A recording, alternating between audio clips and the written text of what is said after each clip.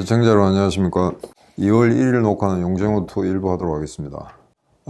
지금 요즘 우크라이나 사태가 워낙 복잡하게 돌아가고 있기 때문에 사실은 우크라이나하고 우크라이나가 아닌 사건하고 50대 50으로 다루려고 했는데 이거 한 75%, 80% 정도를 우크라이나로 돌리고 나머지만 주요 현안 간단하게 정리하는 거로 그렇게 하겠습니다.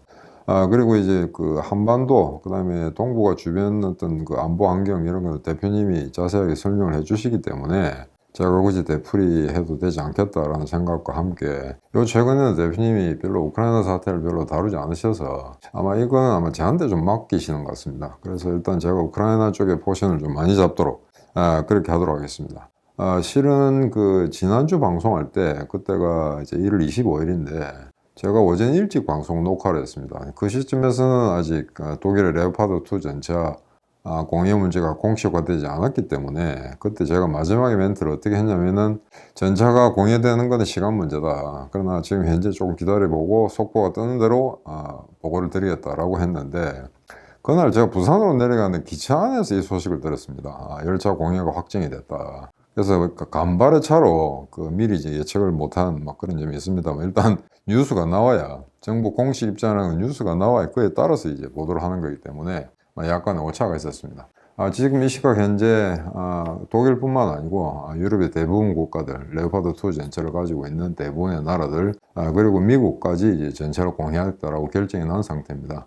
그래서 이 전차 이야기를 오늘 좀 해야 되겠는데 여성분들은 별 관심이 없으시겠습니다만 지금 현재 우크라이나 러시아 전쟁에서 가장 이제 중요한 국민 전환이 될 지금 이 시기에 전차의 공유 문제는 굉장히 중요합니다. 지금까지는 이제 방어무기만 쭉 지원을 했다가 서방이 이제는 공격 모드를 전환하려면은 지금의 어떤 허접한 그런 수비형 무기 가지고는 곤란하다.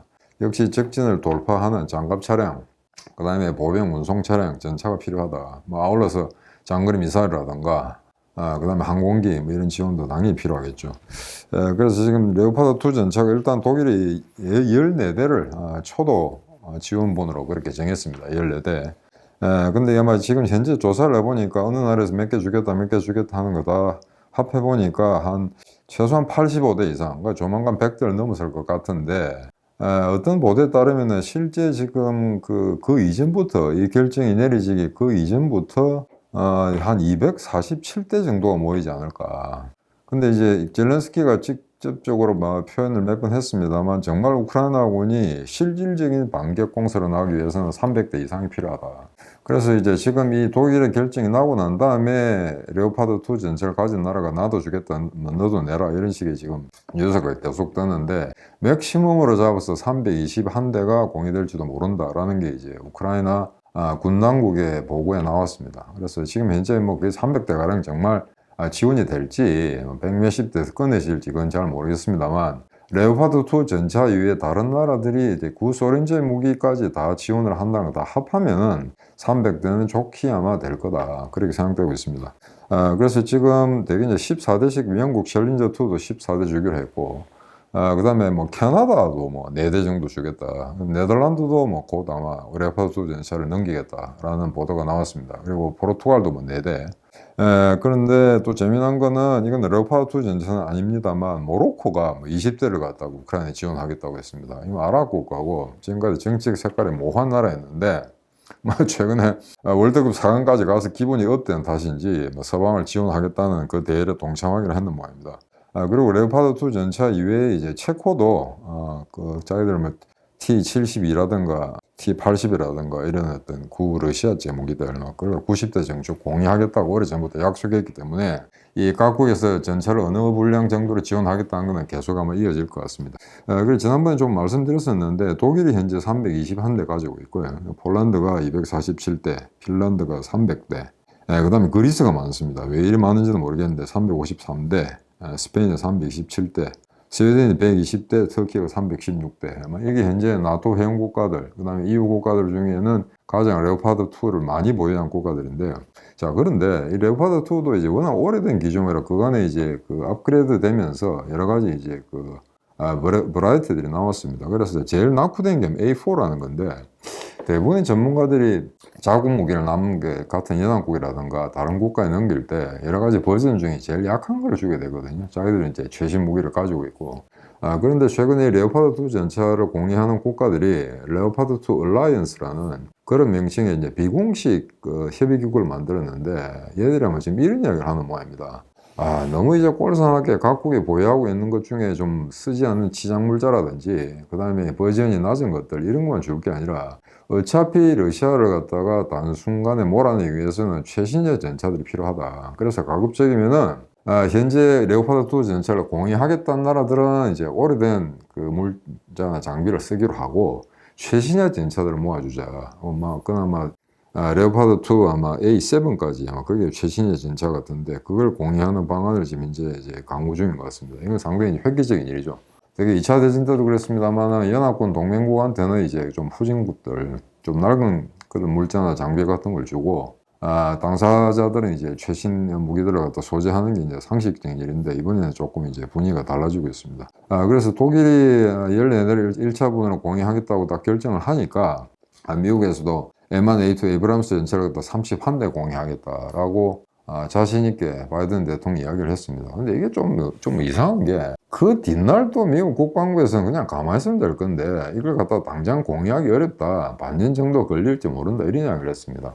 그 말은 에이브람스 전차가 워낙 이제 고성능에다가 그 다음에 그 하이테크놀로지가 많이 탑재된 전차다 보니 다량 생산하기 힘든 모양입니다. 그리고 지금 있는 지장 물자를 주기보다는 새로 만들어서 줘야 되기 때문에 공여 기간을 지금 확정하는 것은 쉽지 않다라고 하는데 이것도 사실은 좀 불필요한 언급이죠. 지금 장비를 언제 우크라이나에 넘기는가 하는 시기 문제도 이제 굉장히 보안 사항이거든요. 대단히 중요한. 그런데 이걸 갖다가 언제 준다는 둥, 언제까지 줄 수가 없다는 둥 이런 걸 언론 보도에 내보내는 게 아니죠. 그리고 바이든 대통령이 주겠다고 웃으면서 공식성에 이야기했는데 그 뒷날 국방부가 제일 뿌리는 과거에는 이제 생각지도 못한 이런 어처구니 없는 이걸 실수라고 해야 될지 블란드라고 해야 될지 아니면 그냥 단순한 해프닝을 해야 될지 좀 종잡을 수가 없습니다. 자, 그런데 여러분들 아마 좀 의심이 갈 겁니다. 아니 30대면 30대고 40대면 40대지 왜 31대냐. 그게 이렇습니다. 이 기갑중대, 전차중대, 한개중대는 14대를 기본 편제를 하고 있습니다. 그럼 31대라는 게 어떻게 나오느냐. 2개 중대면 얼마입니까? 14대 곱하기 2 하면 28대죠. 3을 더해야 31이 되지 않습니까? 근데 이 세대는 뭐냐? 이거는 본부의 지휘 차량입니다. 그러니까 대개 한 개 대대가 3개 중대로 편성됐다고 할 때 14대 지 않습니까? 42대가 되는데 거기에 지휘전차, 본부죠. 대대장이죠. 대대장하고 부관 2사람하고 그 차량 세대를 합쳐서 42대 플러스 3에서 45대. 요 45대가 기본적으로 장갑대대, 기갑대대, 전차대대의 이제 기본 수량입니다. 정수라고 할 수 있겠습니다. Authorized number라는 거. 근데 이게 왜 이런 숫자가 나오는가? 모두 14대라고 하지 않습니까? 영국 챌린저도 14대, 그 다음에 독일도 14대. 이게 14대가 한 개 중대라는 뜻이죠. 그럼 이 14대를 한 개 중대라는 이 편제는 언제 시작되느냐? 이거는 나치 독일이 그랬습니다. 나치 독일이 원래 3호 전차, 4호 전차를 주력으로 쓰다가 나중에 이제 티거 중전차라는 걸 만들어내게 되죠. 근데 이걸 갖다가 독립 중전차 대대로 전제를 갖추면서 그 한 개 중대 정수를 14대로 했습니다. 그리고 3개 중대 플러스 대대장이 지휘차량 3대 합해서 개 45대. 그래서 그때 지금 2차 대전 중에 결정된 이 편제가 지금도 유지되고 있습니다. 그러니까 대부분 프로이센 육군도 마찬가지입니다만 근대전, 현대전의 어떤 교리라든가 그 다음에 이제 군대 편제라든가 여기에 독일군이 얼마나 기여했는가 하는 걸 아마 여러분들 느끼실 수 있을 겁니다. 그러니까 나치 독일을 갖다가 미영 연합군, 캐나다군 이겼죠. 호주, 뉴질랜드, 러시아군이 다 합해서 그 연합군 이겼음에도 불구하고 전쟁이 끝난 다음에 독일군의 가장 선진적인 어떤 군사 편제, 무기 체계 이런 거 갖다 고스란히 연합군에 배워왔다는 이야기입니다. 그래서 그 어떤 티거 중전차 대대 레거시가 지금 현대 전쟁에서의 어떤 기갑군의 기본 편제에도 영향을 미치고 있다 이렇게 되겠습니다. 그래서 전차를 한번 이제 좀 되새겨 볼 필요가 있겠는데요. 이 전차라는 게 이제 기본 속성이 3가지입니다. 그러니까 하나는 화력, 그러니까 주포의 화력이겠죠. 강력해야 되겠죠. 그다음에 기동력, 야지 주행 능력이 뛰어나야 됩니다. 그다음에 이제 방어력. 이런 이제 3개 요소가 갖춰져야 그게 이제 가장 가장 이상적인 전차의 제조건을 갖췄다고 할 수 있는데 2차 대전 때 우리가 군사 마니아들이 가장 좋아하는 전차가 티거 전차입니다. 영어로 타이거 전차, 중전차. 이거는 뭐 보통 러시아 전차, 연합군 전차 10대하고 붙어서 이길 수 있는 작은 편제로 운영했음에도 불구하고 뭐 어마어마한 연합군에 손실을 끼치는 그런 전차였거든요. 여러분들 아마 퓨리라는 브래드 피트 나온 영화 보시면 되겠습니다만 그게 티그 전차가 4대1로 싸우지 않았습니까? 그러면서 이제 세대를 그냥 순식간에 이제 다 격파시켜버리는 그런 정도의 능력이었기 때문에 아무리 국공의 도시한 미국 애들이 헐리우드 애들이 그런 영화를 만들더라도 티그 전차의 위력이 어떤가 하는 거는 영화 속에서도 예시에 나타납니다. 그래서 이 티그 전차 같은 경우에 영화에도 많이 나옵니다만 실질적으로 기존 전투에서 만화 같은 어떤 그 사건이 하나 있었습니다. 1944년 6월인데요. 연합군이 노르망디 상륙 작전 하자마자 갑자기 그 깡이라는 도시가 위협을 받게 되는데 이 깡이라는 도시가 노르망디 해변가에서 파리로 진군하는 그 최단 도로 상에 놓여 있던 도시입니다.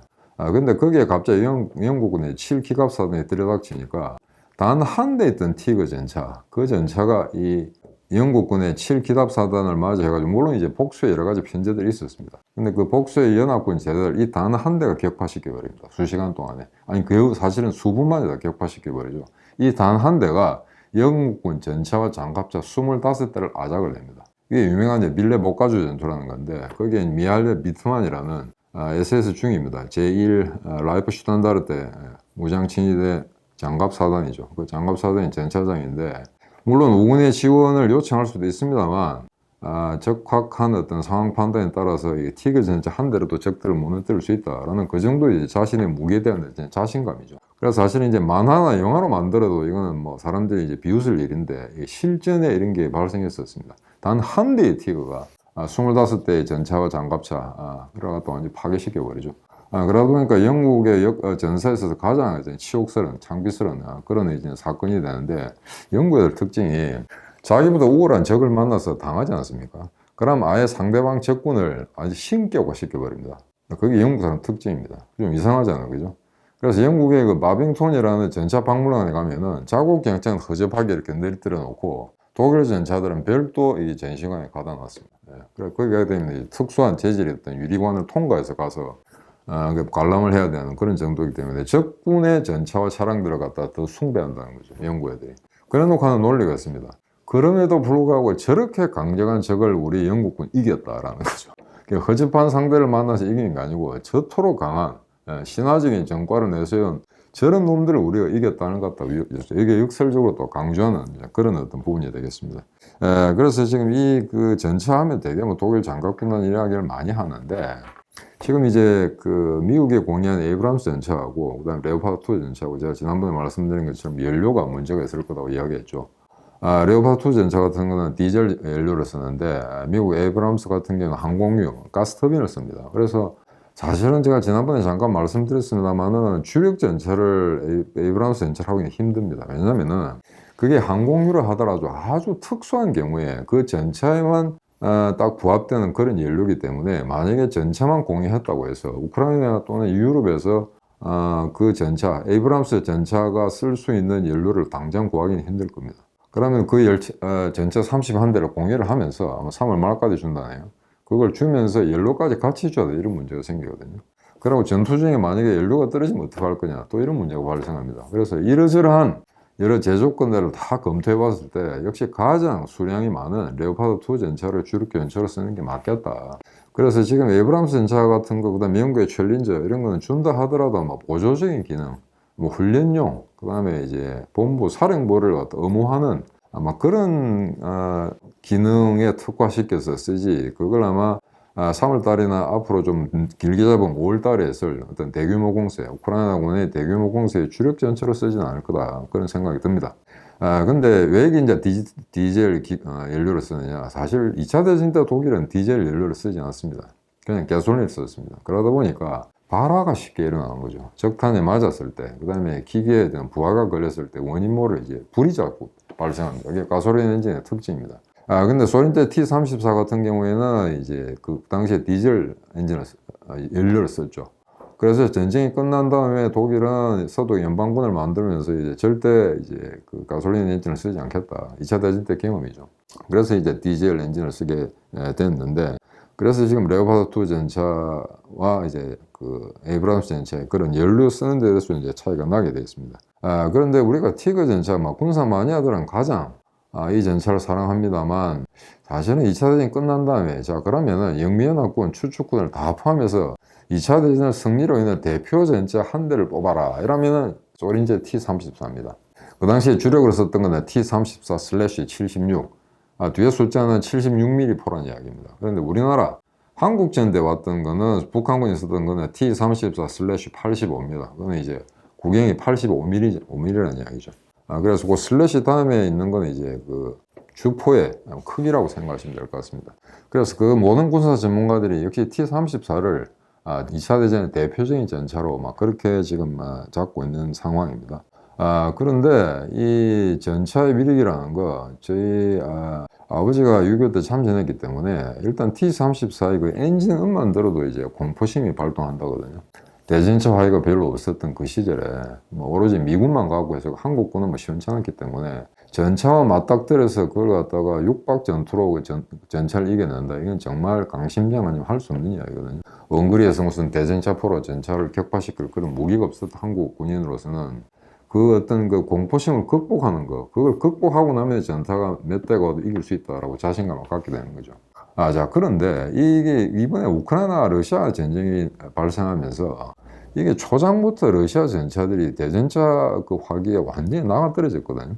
그래서 벌써부터 이미 그때부터 전차 무용론이라는 게 제기됐었습니다. 정말 현대전에서는 전차라는 게 필요 없지 않느냐. 근데 이게 얼마나 유치한 발상이냐면은 모든 무기라든가 모든 교통수단이 만들어졌을 때 그거보다 버전이 좀 떨어지거나 이런 거는 곧 소멸될 거로 그렇게 생각했었습니다. 자동차가 나왔을 때 자전거, 기차는 타지 않을 거라고 했고, 하지만 지금 다 운영하고 있지 않습니까? 그래서 전차가 등장하면서 그러면 야포는 필요가 없는가, 뭐 이런 논의도 했었죠. 그런데 일단 지구상에서 만들어진 무기는 하나같이 다 존재하고 있지, 사라지는 건 없습니다. 그래서 대전차 화기에 러시아 전차가 녹아났다고 해서 대전차 화기만으로 전쟁을 이길 수는 없는 거죠. 그거는 우크라이나군을 수비할 때 이야기인데, 그러면 자 러시아군을 향해서 돌진하도 어떻게 해야 되느냐. 아니 장갑 차량과 전차가 없는데 그런 장갑을 휘두르는 그런 차량들이 없는데 어떻게 적진 앞으로 돌진하죠? 그러면 대전차 화기만 들고 뛰어갈 수가 있습니까? 대전차 화기를 아무리 한두 사람이 조종할 수 있다 하더라도 소련군, 러시아군 진지에서 그 다음에 야포라든가 대전차포라든가 그 다음에 고정된 상태에서 전차들이 포를 쏘아야 되는데 거기에 보병들이 아무런 장갑 촬영 없이 진군한다는 것은 말이 안 되는 이야기죠. 그래서 전차 무용론, 초창기에 우크라이나군의 워낙 다량의 러시아군 전차들을 격파했다고 해서 우크라이나가 전차가 필요 없다는 건 아닙니다. 그리고 지금 젤렌스키가 뭐 수백 번 이야기했습니다만 전투기를 달라, 전차를 달라, 장거리 미사일을 달라라고 했는데 이제 드디어 이제 전차를 공유하는 걸로 이제 최종 결정이 났다. 문제는 이제 시기상으로 그게 과연 제때 전달이 될 거냐 하는 그런 문제가 있습니다. 그래서 전차가 완전히 공유를 다 받았을 때 언제 그러면 반격 공사를 할 건가 하는 건 이제 2부에서 말씀드리기로 하겠습니다. 자, 그러면 이제 이 전차 공유 결정이 나니까 뭐 러시아에서 난리가 났죠. 핵무기를 쓴다는 동, 전면전을 하겠다는 동, 이런 뭐 블라핑이 계속 나오고 있습니다. 중국 같은 경우에도 이 전쟁을 완전히 끝도 모를 나락으로 떨어뜨리게 하는 아주 위험한 사건이자 결정이었다. 뭐 이런 식의 논평을 내놓았습니다. 자, 그런데 뭐 나토와 그럼 러시아가 전면전을 할 줄 모른다. 이런 가상의 시나리오가 나오게 되죠. 그런데 한번 물어봅시다. 러시아라는 나라가 세계 군사대국 2위라고 하는데 우크라이나 하나를 갖다가 못 잡으면 전 알리면 나토하고 전면전을 해서 이길 수 있다고 생각하십니까? 한 나라도 못 이기는데 말이 안 되는 이야기죠. 자, 어찌 보면 좀 안쓰럽기도 한데 러시아. 자, 그러다 보니까 러시아가 그 뒷날 25일 공여가 있고 난 그 뒷날 바로 26일이죠. 공교롭게 이 전차가 공여가 결정된 1월 25일은 젤렌스키의 생일이라고 합니다. 뭐 생일에 맞춰서 미군이나 독일이 생일 선물 준 건 아닌데 뭐 하여튼 뭐 그렇게 그 날짜가 우연히 일치했습니다. 자, 그런데 키이우 어떤 수도를 포함해서 11개 주에서 대대적인 폭격을 했는데 1월 26일 날 공습한 내용을 보니까 드론이 24대, 그 다음에 미사일이 총 59발을 쐈습니다. 그 가운데 이제 킨자리라고 극초음속 미사일도 2발이 끼어있더만요, 보니까. 근데 그 중에 우크라이나군에 47발을 요격을 했다. 이게 만약에 정확하게 맞는 수치라면 대단한 요격률입니다. 근데 참 웃기는 게 킨잘 극초음속 미사일 이게 돈이 얼마나 비싼 거겠습니까, 그죠? 근데 이거 2발을 포함해서 무려 59발, 60발에 가까운 미사일을 쐈는데 죽은 사람이 11명밖에 되지 않거든요. 근데 이게 뭐 혹자는 이렇게 생각할 수도 있겠죠. 우크라이나가 죽은 사람 시신의 숫자를 줄인다. 지금은 힘듭니다.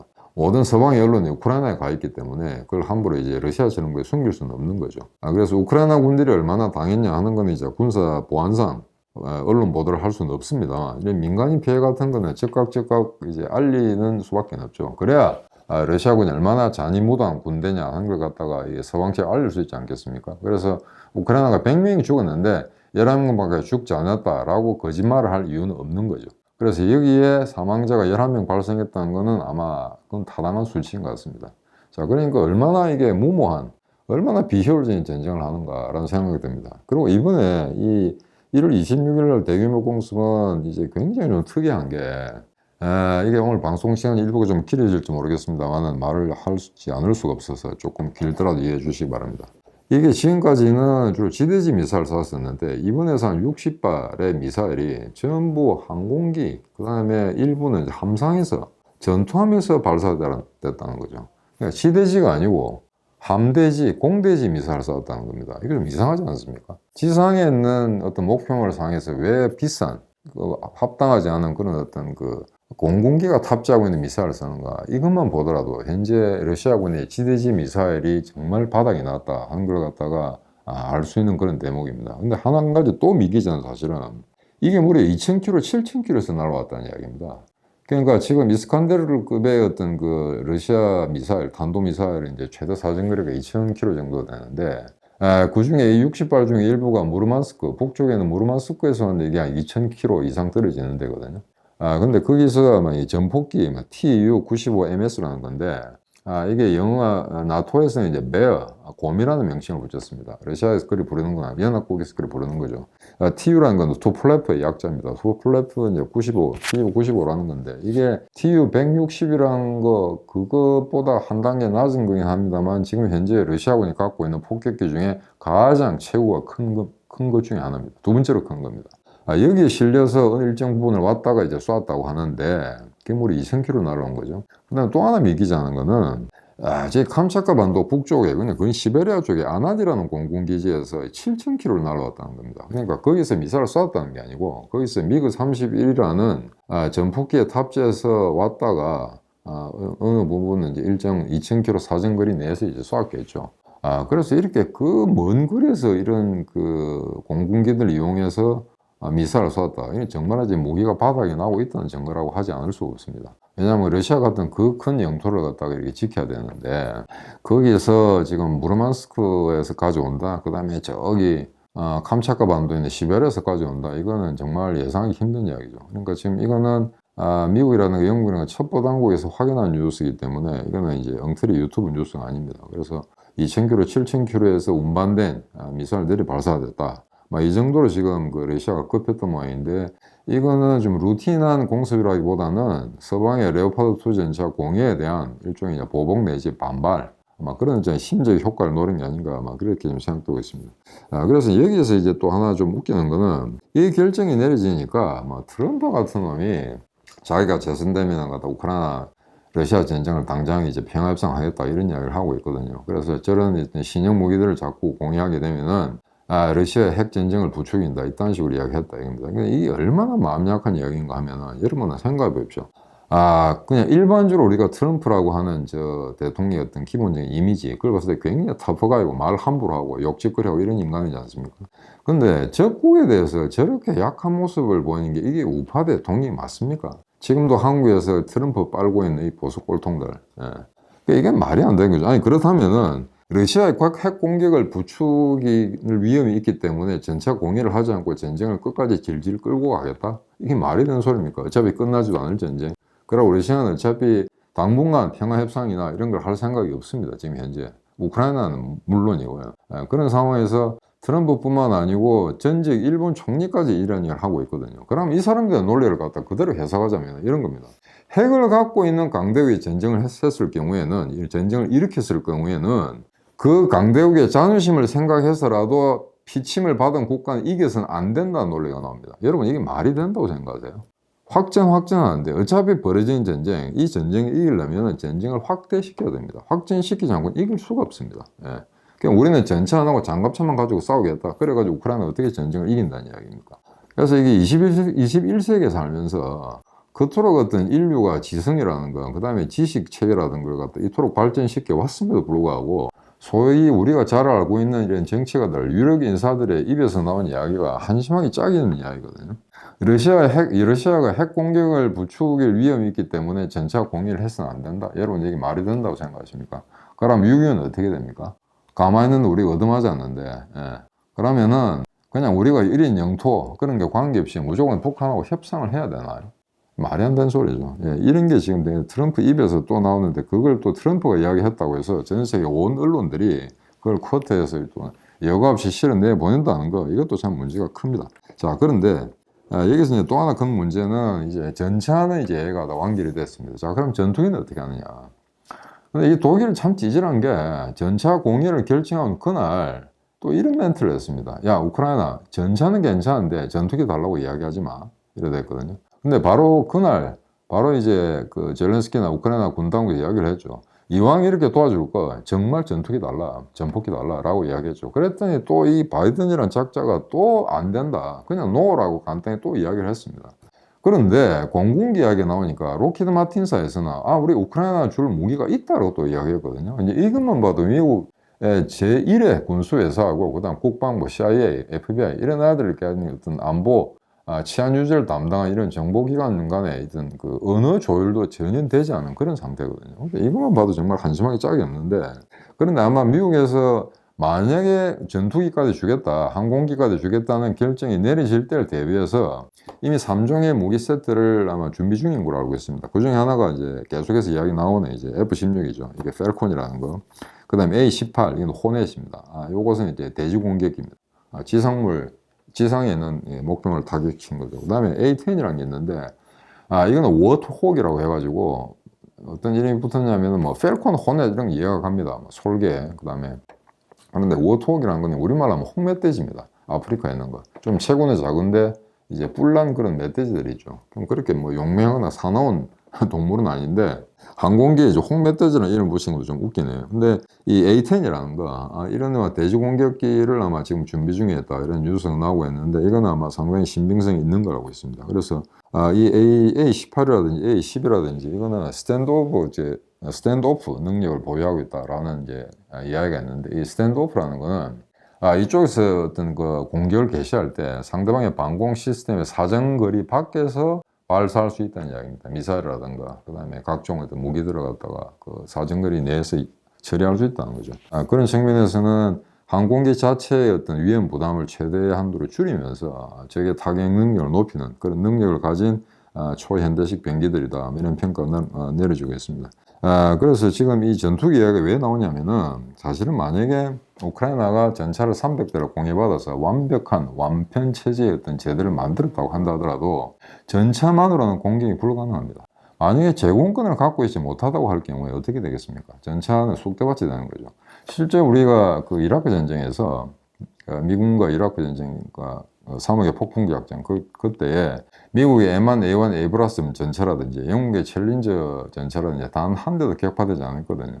그 말은 뭐냐면은, 자, 300대 300대 이라크 전차와 미국, 영국 전차가 붙어서 대전차전을 해서 300대 0으로 끝난 게 아니라는 이야기입니다. 그게 아니고 전차 대 전차의 대결은 별로 없었습니다. 근데 이라크 전차들이 행군을 하는데 거기에 위에서 다 공군들이 습격을 했다는 겁니다. 그래서 이제 전차가 다 파괴됐다는 거지. 물론 챌린저 전차 같은 경우에는 이라크 전차 전쟁을 통해서 총 300대 이라크 전차를 파괴한 공식 기록을 가지고 있습니다. 그 가운데 단 한 대도 격파되지 않았다는 거죠. 거의 신화적인 전투 기록을 가진 그런 전차입니다. 그래서 영국이 아마 그런 걸 다시 아마 기억을 상기시키기 위해서 우리가 미국, 독일 앞서서 전차를 최초로 공유하는 국가가 되겠다라고 이제 공언했던 겁니다. 그리고 그 공언이 실제 이루어졌습니다. 자, 그렇기 때문에 이 지상군만으로의 공세는 힘들기 때문에 전투기, 그 다음에 대지 공격기 같은 게 이제 반드시 재병협동의 전술을 따라야 된다. 그래서 이 3종 세트, 소위 말해서 전차라든가 전투기라든가 장거리 미사일이라든가 이게 동시적으로 공유가 돼서 완편 체제로 이게 녹아 들어가야 그 다음에 실질적인 반격 공세를 통해서 이제 궁극의 효과를 올릴 수 있다, 뭐 이런 게 되죠. 그래서 이 전투기 문제, 전차 문제 해결이 됐기 때문에 이 전투기 문제는 언젠가 다시 결정이 나올 것 같습니다만, 굉장히 희망적인 소식이 있는 게 불과 2월 14일, 오늘 제가 방송하는 게 2월 1일입니다. 2주 후에 똑같이 독일 람슈타인에서 우크라이나에 대한 공군기 지원 국제회의가 열립니다. 여기에서 또 미국하고 독일은 또 찌질한 이야기를 하겠죠. 하지만 일단 이런 회의를 통해서 우크라이나에 어떤 차세대 무기를 공유할 건가 하는 논의 자체가 나온다는 건 굉장히 고무적인 이야기입니다. 일단 이야기가 나오면은 그 다음에는 일부 국가들이 지원을 하고 그에 따라서 많은 서방 국가들이 어떤 그 행렬을 이룰 거기 때문에 일단 2월 14일 람슈타인에서 회의가 열린다는 것만으로도 굉장히 고무적인 이야기죠. 그래서 이 결과가 또 나오는 대로 여러분들에게 보고 드리도록 하겠습니다. 우크라이나 전쟁에 남은 이야기는 2부에서 또 하도록 하겠습니다. 여러분 안녕히 계십시오.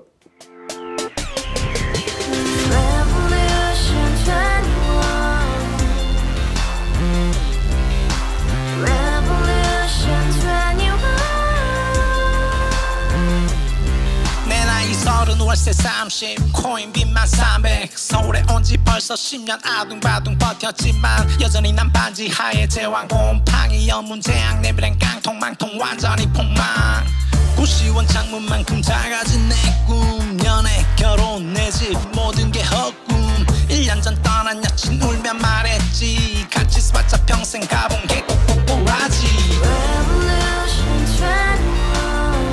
가바후스 700 나도 소유주 가바후스 700 나의 소주 택시기사 우라부지 마트 캐셔 울어무니 우리 집안 다 털어봤자 후줄 그래 개선민 내미래 거기서 팍 끝난 거지 팍더 이상 노력 따윈 괴물이 스펙 찾아서 말리 비오는 날 알바 잘려 맨날 학원 날 개쳐발려 밤비 내리는 양화대교 홀로 걷고 있을 때 현수막에 아로 새겨진 평당 700짜리 아파트 다같이 소리 질러 혁명 21 가바후스 700 나도 소유주 가바후스 700 나의 소주 You and I, we live together in the house. Brand new day, and your dream had just begun. Revolution 21, only hope and happiness. 너의 곁에 내가 영원히 지금까지 정치인들 입만 열면 찝찝찝 개소리 멍멍멍 쳐다